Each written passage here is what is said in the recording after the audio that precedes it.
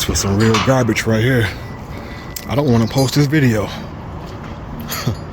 Don't make no sense. I'm being upfront and honest with everything I'm doing, so the least you can do is like my video. Positive energy only. If you're going through some things in life and you want to just take out some frustration on somebody, find somebody else's channel. Good vibes only over here.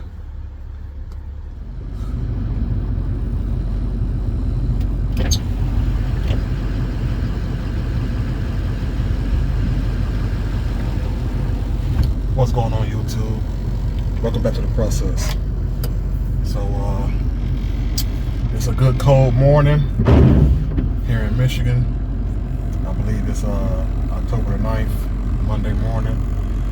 I got a lot to go over with y'all. I want to kind of just jump straight into it as I get ready to go to my first pickup. The title should say we're going to discuss local runs versus over the road, OTR. So I signed up for a new carrier with, I'm gonna just say, United Road and a few other shippers. So today I'm going right to a Ford plant, to one of their storage yards, to pick up a couple of Ford Mustangs, and we're going about 10 miles one way. So to me that's good. So we're gonna discuss everything. We're gonna discuss what they're paying me to drive 10 miles per car, and we're gonna discuss what you can get paid going over the road. I'm gonna show y'all a few of my load boards and just kind of show y'all what the payout would be, and just let y'all kind of determine what you think is the best route to take. You know what I'm saying? So, and I always say this: everybody got their own opinion. Do whatever works for you, whatever your bills are. You know what I mean? Whatever your goals are, do what's best for you. But in my circumstance, I'm kind of trying to figure out how I want to run my authority still and what works for my truck and my equipment. So I think staying local is my better option right now until I get me a newer truck with I don't know, I want to get a newer truck that I can kind of stress a little bit more than what I'm doing with this truck right now. So but we get to all that. I don't want to talk y'all too much, talk y'all to death too much. I'm gonna go ahead and do my pre-trip, make sure everything looks good before I roll out. And I'm also going to go over a few questions that some folks asked me in one of my other videos. Remember, if y'all got any kind of questions you want to know, anything you want to know about starting your own authority or getting into car hauling or hot shotting, whatever, shoot me some questions. I'll help you out the best I can. I know somebody asked me about how much is the insurance to start up. You know, that varies. It's kind of hard to say what your insurance will cost compared to what mine costs, because it goes off of your driving record and your equipment. You know, what years your equipment plays a factor, how much you want to value your equipment at. That makes your insurance quote a lot different. But we'll go over that.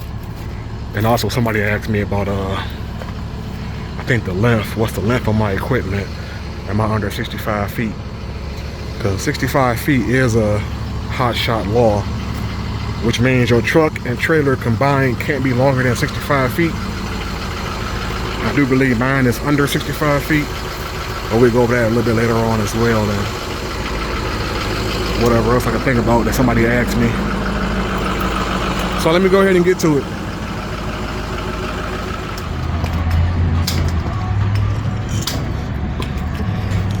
Getting fuel gonna be one of your biggest expenses too. You better believe that.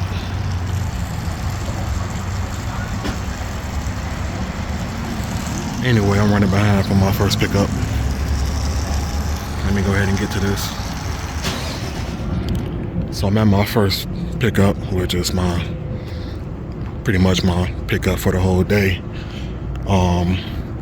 This is the Ford storage lot for these Mustangs. So now I gotta figure out where's the one I'm looking for, where the two I'm looking for. And I was told to go over here and ask this assistant, and they can kind of guide me to whatever location my two cars are parked in. Well, these Mustangs kind of sweet. $100,000 Mustangs right here, baby. But let me go ahead and handle this business so I can find these first two cars. And it's the part I've been dreading, having to walk this lot. And it's cold. It's only gonna get colder, but what I'm gonna do is I gotta actually find the vehicle and then match my VIN numbers up. But I'm trying to just go off of I'm looking for a convertible, so that's kind of easy to figure out. Oxford white convertible. They supposed to have these aisles numbered and marked, but I ain't seen not one cone telling me what aisle I was in. Anyway, let's see, I'm looking for 00174. 00174. Look like my catch right there. So now I gotta pull out my phone. This is my first time using this company's app, so I can't really show y'all all these details. So I'm gonna go ahead and focus on this. I gotta go over do my inspection for damage and get this car loaded up and find my next one. So let me go ahead and get to it. I don't know where the keys at. Let me see.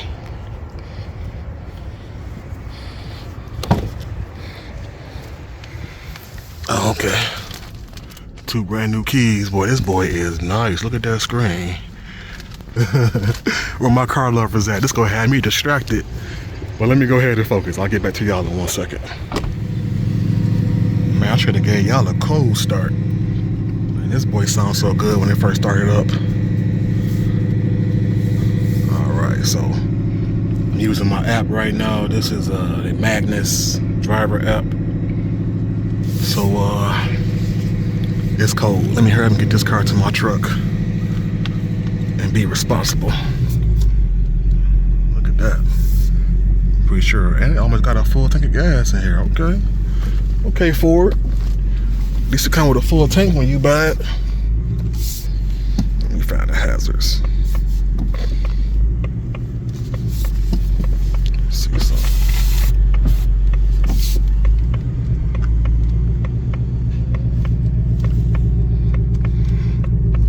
Alright, y'all, let me go ahead and focus. That's 1 down, 1 to go.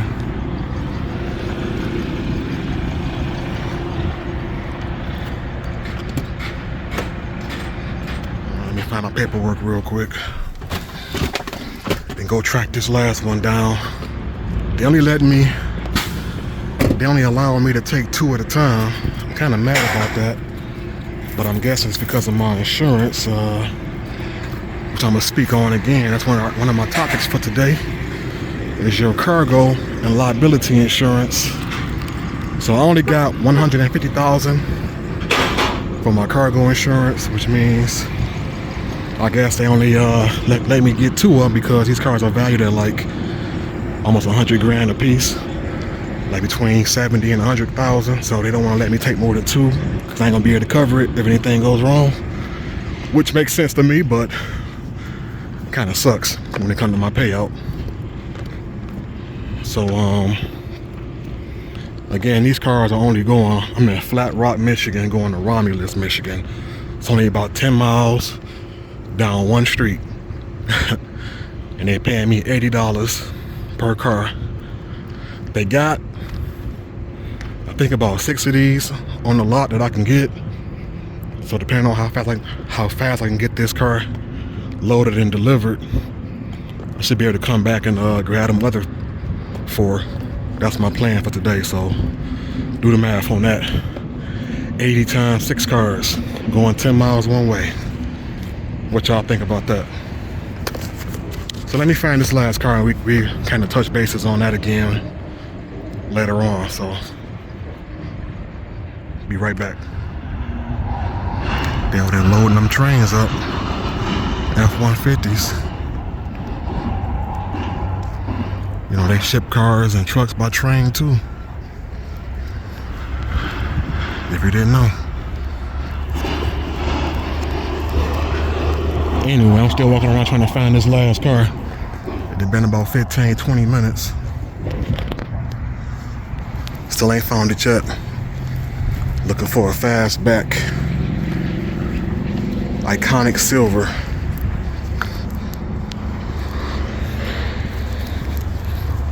Can't be in too many spots. But let me keep looking. Oh man, they lied to me. They say 49,000, not 100,000 or 70,000. 49. It's probably a base model, but still, that's cheap. I cannot find this last car, so I'm gonna have to go ahead and just put not found and wrap this up. I done got my steps in today. So let me go ahead and call this dispatch, call this in. I don't see this car nowhere. I'll check this one. Nope. Oh well, let me wrap this up. Okay, so I'm loaded with one car. I'm a little pissed I couldn't find the other one, but I was late for my appointment, messing around with dispatch because they didn't send the load. I couldn't get the app to work. I couldn't find my load on the app, so I was probably about 45 minutes to an hour behind getting to that car. So I'm thinking somebody else came and got it. They had transporters out there. They had guys coming in vans, hopping out and just getting inside cars and driving the car somewhere. I can see that, so I guess I just missed that one car. But I called dispatch again and I said, well, what's left? What's out here still? And they got about 3 or 4 more cars that gotta go. But the bad thing is I gotta have one of these yard exit release forms. It must be printed out. So I couldn't get the cars loaded. I gotta go home after I deliver this car. I gotta go home, re-dispatch on my other 2-3 loads, whatever it's gonna be, print my yard release form out, and then go back out there. So this might be a today or tomorrow process. I'm gonna see, because I still got time. It's kind of early. It's 10 a.m. I'm only going 10 miles.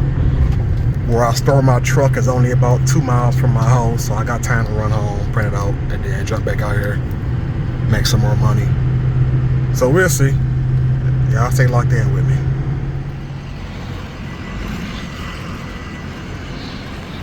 So I'm at my destination. I'm not sure what this is. It's like a service center. I guess they do inspections for Ford products. I don't know, but the guard told me to turn around and come back to the front to unload this car. So that's what I'm gonna do.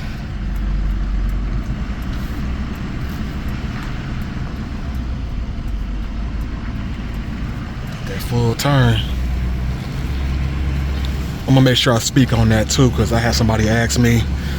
He sounded real frustrated about how I'm able to run a 48-foot trailer and be under the 65-foot law. So it's all about your fifth wheel placement. When I get my measuring tape, I'm gonna go over that with y'all so we can kind of talk about it. Because I had me make sure it's really just about having a good technician, a good welder, whoever you got working on your equipment, gotta know what he's doing. He measured out my whole truck and trailer and then measured out the proper placement for my fifth wheel, but we'll go over all that in a little while.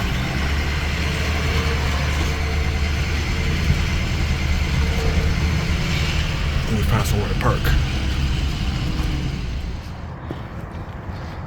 Get this bad boy unloaded. And I am using my wheel chocks on both sides just to keep the trailer from rocking. I got my parking brake set on the truck as well, but sometimes it still don't really hold like it's supposed to, so wheel chocks is a good piece of equipment to have.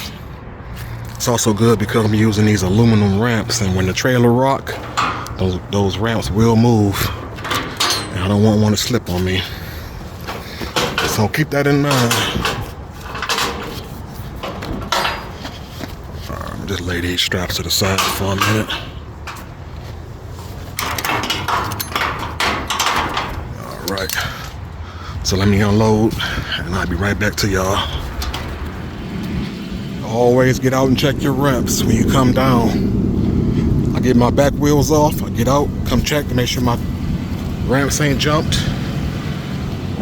I back it on off. So we're looking good. Remember, man, safety first. You don't want to have to put in no insurance claims if you ain't got to. Alright, so I'm back at home. And see, this is one benefit about working local lanes. I had to come back and print out some paperwork, so I was able to stop back at the house. Like I said, I'm only 2 miles from where I store my truck, so wasn't that big of a deal. So as I'm printing this out, I'm going to show y'all what I got going on here. I just picked up 3 more loads. These are cheaper than my first 2, but I'm not going to complain because you see one is only going around the corner, 3 miles for 50 bucks. The next one is going 7 miles. Y'all see that price. And then 14 miles is my last one. That's not a lot, but it's going to be a circle. It's only like a total of 15-mile radius I'll be driving. So I'm not going to complain. Plus my other one I already delivered. So let me get this printed real quick. Then I'm going to show y'all this other load board. Central Dispatch, the big dog of dispatching platforms. So let's talk about rates real quick, because as most of you know, let me get this printer turned to stop. Let's see.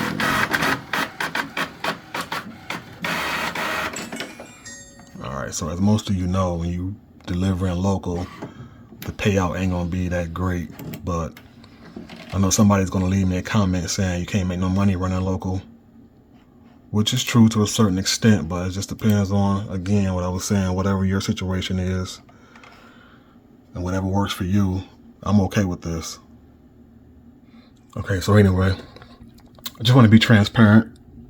Hopefully y'all can see this. So we're gonna just do a search starting at Michigan. And let's just say I don't know, I'm gonna put in Indiana.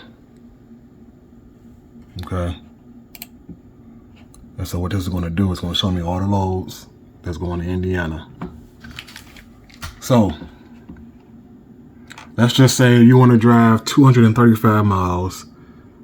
You can ship this Chevy Blazer for $220, or 280 miles for $300.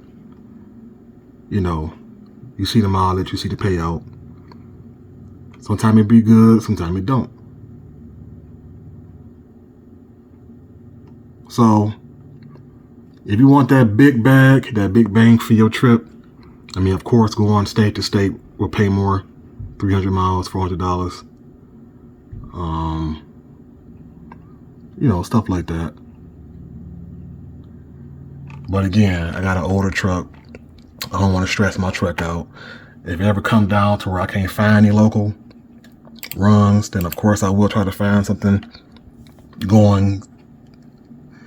I try to stay within a 200-mile trip one way. So not just put Michigan to Michigan. See, 15 miles, this is 2 vehicles, 15 miles for $150, 58 miles. See, some of these, again, they're pretty cheap, but these are big vehicles. A ProMaster, 77 miles for $144. Dodge Ram. You really gotta just learn these load boards. I would say Central Dispatch is a good one, but if you are a new authority, you would not be able to dispatch. You would not be able to work with some of these shippers. I don't require you to have at least 3 to 6 months.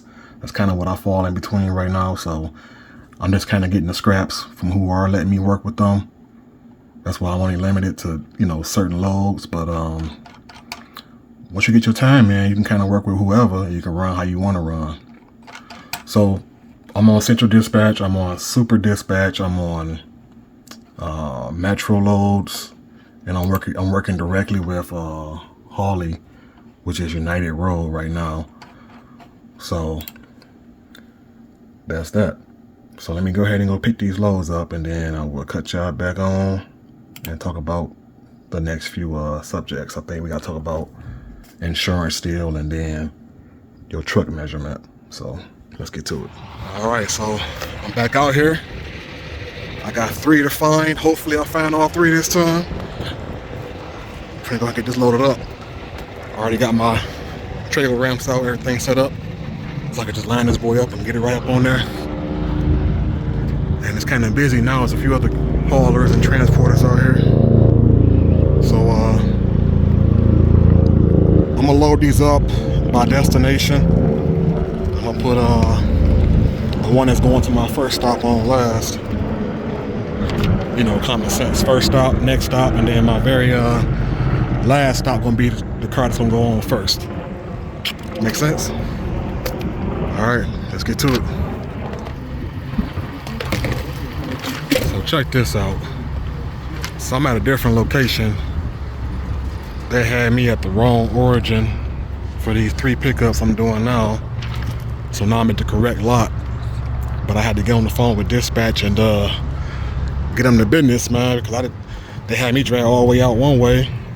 I had to turn around and go 14 miles the other way, which changed everything. Like, all my origin and destination mileage is different. So when I started renegotiating rate terms, everybody started playing dumb, like, let me transfer you.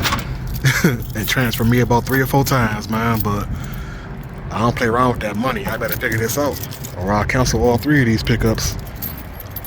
But we're here now, so let me go ahead and try to find these so I can get up out of here, man. I'm trying to be done before 3 o'clock today, before 4 o'clock, hopefully. So let's figure this out. All right, so I found my first one. Got that blue on it. And guess what? After walking around this whole parking lot. Wait a minute, the doors ain't even open.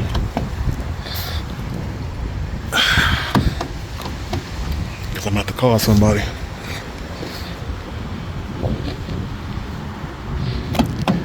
Well, let me see what's up with that. So I found my second car, which is supposed to be my first stop anyway, so this car gonna get loaded last on my trailer. The other car, they talking about they gotta call some service out here to unlock the door because the doors is locked and the keys should be inside the car. So I don't know how long that's gonna take. I might not even sit around and wait for it. If I can't, they don't get out here before I get around and find my second car, I might just leave. But I'll give them about 45 minutes. That'll be it. So let's see if I can get y'all a cold start before I crank this car up.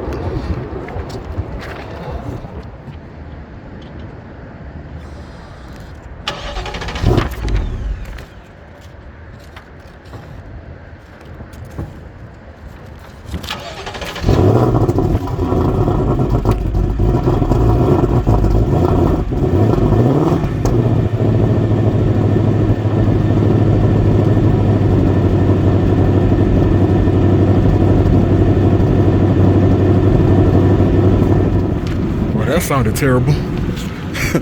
That cold start wasn't nothing. And guess what? It's a stick shift. Let me go ahead and back this out so I can get over here and do my inspection. I'll take my pictures from my inspection. I already kind of walked around and did a visual. But let me go ahead and move this toward my truck. Alright, so I'm sitting here waiting for the security to find the key to my last vehicle. I couldn't find one, so I'm only picking up 2. So same thing like the first time. I couldn't find one, which left me only getting 1. So I ain't getting my full load. It was kind of depressing.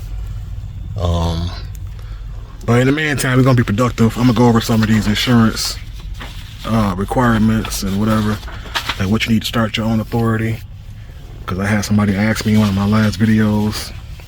So I'm gonna make this real quick because I keep saying that everybody, your insurance is gonna vary. It's gonna really depends on you and your equipment and your driving record, you know, etc. So, but the main thing is your auto liability. you want to make sure that you got at least 1 million. And to be honest, I believe 1 million is like the lowest requirement for your DOT in the first place. So when you apply for your MC, motor carrier number, to get authorized, you got to at least have 1 million auto liability. That's what I was told. And I'm guessing that's because, like, just any kind of accidents, if you're on the road, you get into an accident, all your cars flip over, whatever the case may be, they want to make sure you cover up to $1 million. Now, the next one would be your cargo coverage. Now, this can vary as well. This is where you get to choose your own limits. So, from what I was told, usually if you at least got 150,000, a lot of shippers will work with you, like that gets you in the gate. But some only require 100,000. I believe it starts at 100,000. So it's like 100, 150, 200, 250. I'm not sure how high it go. But just think about it as depending on what kind of cars you want to haul. If you plan on hauling new cars, that's, you know, 50, 60, 70 grand and up, you're gonna have to have high cargo coverage. Otherwise, you can't haul those cars. I'm noticing again that 150 has been pretty doable to get me in the door. And your deductible is the next thing. That can't be no higher than 5,000. So my deductible is 2,500. I believe it starts at 1,000. You know, the higher you go, the cheaper your premium usually be, but you can't go higher than 5,000 for your deductible. Keep that in mind. So that's pretty much that. And again, like I told you before, it really depends on your driving record. When I called in to get my quote, they told me 7,000 at first for the year, and that was based off my truck, 2007 Ford F350, and I got 2017 Kaufman trailer. Then they ask you the value, what you think everything is valued at, what's your truck worth, what's the trailer worth. I think I said 10 grand for each, something like that. That plays a factor. And choosing my cargo coverage and everything, he told me 7,000 at first. Then he went back around, asked for my driver license, ran my name, and I had an auto claim from 4 years ago. I had an accident in my personal vehicle. This has nothing to do with commercial hauling, commercial insurance. I had one claim that was 4 years old. He pulled it up, and I went from 7,000 to 12,000 a year, just based off that. And he was like, "Oh well, you only had one more year; it would have fell off, and you would have qualified." So just like that. So keep that in mind. You need 1 million for your liability, at least 150,000 for your cargo coverage, and then whatever else you want to do. You want to cover, like I covered my trailer for collision. You know, in case I get into an accident, need to get my trailer replaced. I got collision on my truck, stuff like that. So, all right, we have 4 minutes. I'm waiting for this guy to give me a call with this key, so I can go ahead and get loaded up. Well, here we go again with just one. This was not a good first day with my new local route I got going on. So the security guard called me back and said the keys he was trying to find for that one car, they're not here because somebody tried to come in.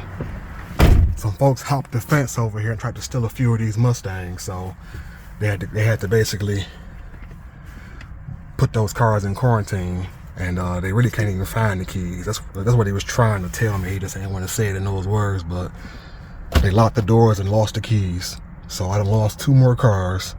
I only got 1 more going, so I lost 3 cars today when I should have had 5 loaded and completed.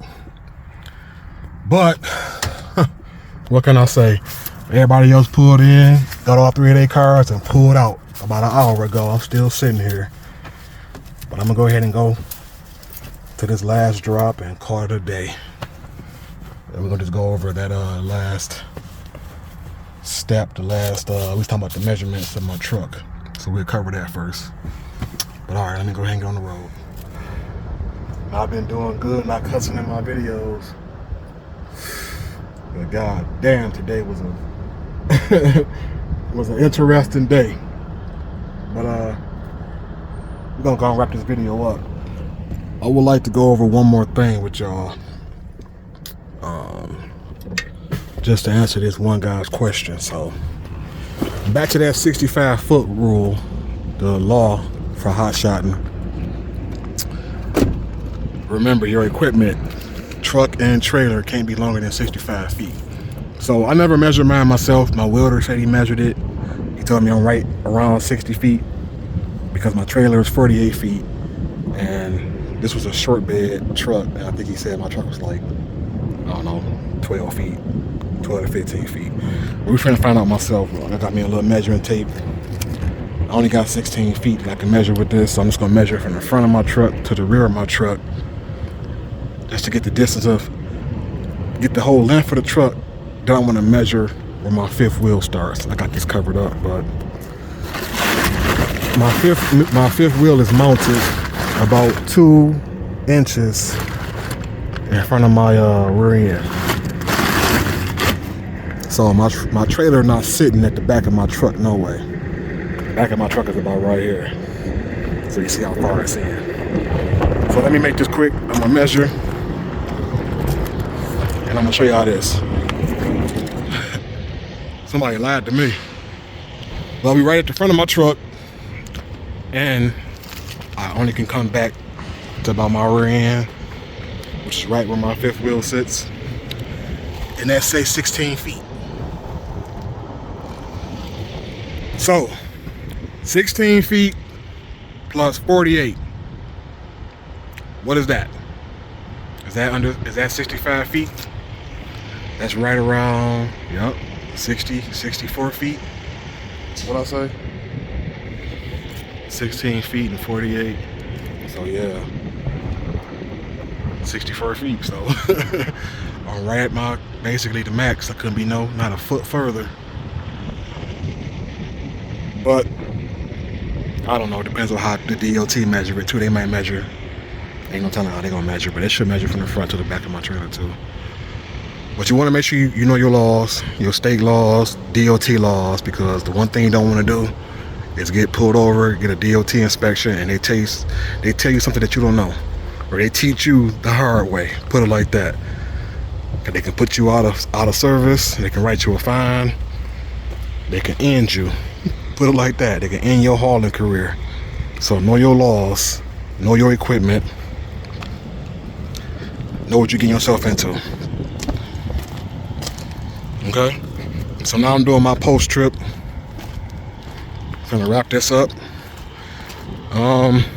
It's kind of windy today. I knew today was gonna kind of be a little rocky because I was going to a new facility, a new site for the first time. I wasn't really familiar with it. I knew I would have some lost time. I just wasn't prepared to have 4 lost vehicles. That caught me off guard. So I know I had 3 cars going for 80 a piece, and I had 3 going for like 55, 60 a piece in that area, only going 10 miles one way. One of them was like 5 miles, you know, one of them was 14 miles, not a big deal. Let's see if I can find my keys. I only put a half tank of gas in my truck to start out for the day, and I think I drove maybe 70 miles total.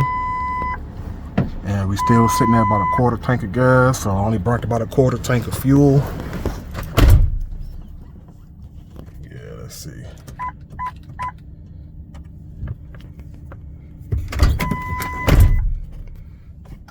Okay, don't want to show me. Anyway, I went about 70 miles today total, so not that big of a deal. So I'm finna get ready to wrap this up. Go home, spend some time with my kid, pick with her a little bit. So like I always say, make sure y'all like this video, share it, leave me a comment, all that YouTube stuff you already know. Oh, one more thing. I want to just say that I noticed on a few of my other videos, out of like 50 likes or 100 likes, I had a couple of thumbs down, like 2 dislikes. And I don't understand that, because You know, if you don't want to watch my content, if you don't get any kind of substance, or you think my information is wrong, just don't watch my video. But to actually hit a thumbs down on somebody's video when they putting in hard work, I'm trying to motivate some people, I'm trying to offer up information. Because I was on YouTube, I didn't see nothing. I was trying to do my research before I actually got my own authority, so I can get my knowledge up. And I couldn't find no videos that had any kind of, I'm gonna say, transparent information. I'm being upfront and honest with everything I'm doing. So the least you can do is like my video. Positive energy only. If you're going through some things in life and you want to just take out some frustration on somebody, find somebody else's channel. Good vibes only over here. So with that being said, let's get to it, baby.